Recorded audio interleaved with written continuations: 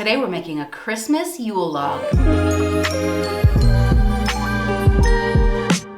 Hi everyone, welcome to Black Cat Kitchen. I hope you're doing well. I know cake is the last thing on your mind after a big Christmas feast, but this one is so light and airy, you'll have plenty of room to fit it in. I'm switching up this classic by making a chocolate mascarpone filling. So let's get started. See the description below for a list of ingredients. Preheat your oven to 180 degrees Celsius or 350 degrees Fahrenheit. You'll want to start by buttering a 32 centimeter by 22 centimeter baking sheet, and we're going to line the tray with parchment paper. I've cut little snips into the corners of my parchment paper, just like this, that it nicely slides into the pan and the corners wrap around each other. Now I'm just going to grease the parchment paper so that cake really doesn't stick. Separate 6 large eggs.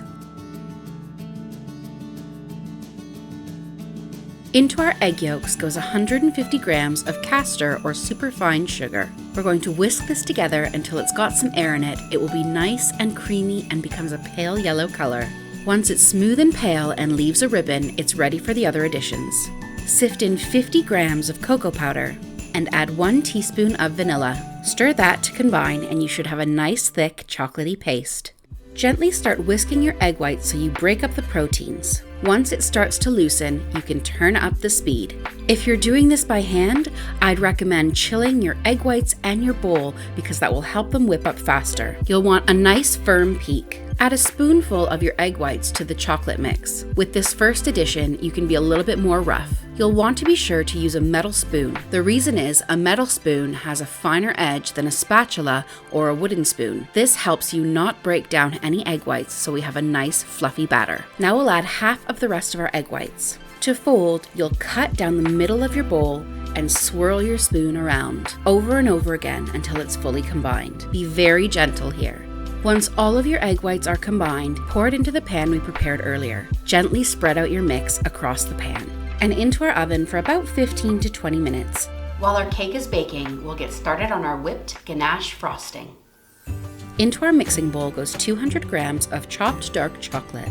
Now we'll heat 300 milliliters of heavy or double cream. Once you start seeing the bubbles form and steam coming off of the top, your cream is ready. Pour your hot cream over your chocolate and let it rest for about 5 minutes. Whisk your cream and your chocolate together until it's fully combined and set aside. I'm preparing a clean tea towel by dusting it with some icing sugar so we can turn our cake out onto it to roll it up. Our cake is out of the oven and it just springs back when pressed gently. While it's still a little bit warm, run a knife along the sides to gently peel away the paper. Now flip your cake onto your dusted tea towel. Now very gently peel back your paper. You may have to straighten out your edges so your cake doesn't rip or tear. We're rolling the cake while it's hot so it keeps its shape while it cools. Roll your towel a few times at the edge to allow for a little gap in the center. Then fold that over the short edge of your cake and gently start rolling. It's a very delicate sponge, so roll very gently. Once it's all rolled up, set it aside and we'll start to prepare the filling. Into our bowl goes 150 grams of mascarpone cheese, 150 milliliters of heavy or double cream, 3 tablespoons of powdered sugar, and 50 grams of melted chocolate that I've let cool slightly. This comes together very quickly, so just give it a quick whisk until it's combined. You want it to be a little bit loose so that it spreads nicely in the middle of your Yule log. And this is what your beautiful filling should look like. Now that our cake is cool, gently unroll it and then carefully spread and cover your entire cake. Now using our towel to help us, we're going to start rolling up our log. You'll want to make sure that first pinch is very tight, so press down that top bit and then allow the towel to do the work. And as is traditional, slice off a little bit from the top at an angle. We'll just pop that on the side so it looks more like a log, but check out that roll. Now that our ganache has cooled, we want to get some air into it, so whip it really well until it lightens and becomes a fluffy, whippy texture. And now just with a palette knife or the back of a spoon, start to decorate your log. It looks fairly rustic already, but you can use a fork or I'm using a skewer just to make some ridges. This way it looks more like you've come across it on a forest floor.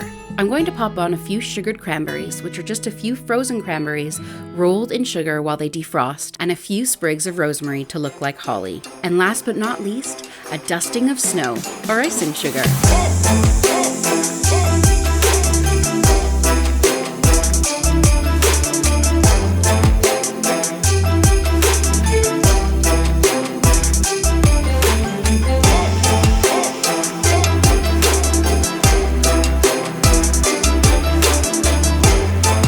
still got time to perfect your Christmas dinner by checking out my roast potatoes here, my stuffing here, and my roast parsnips up here. And subscribe down here. Thanks so much for watching. Please make sure to like and leave a comment down below, and we'll see you next time.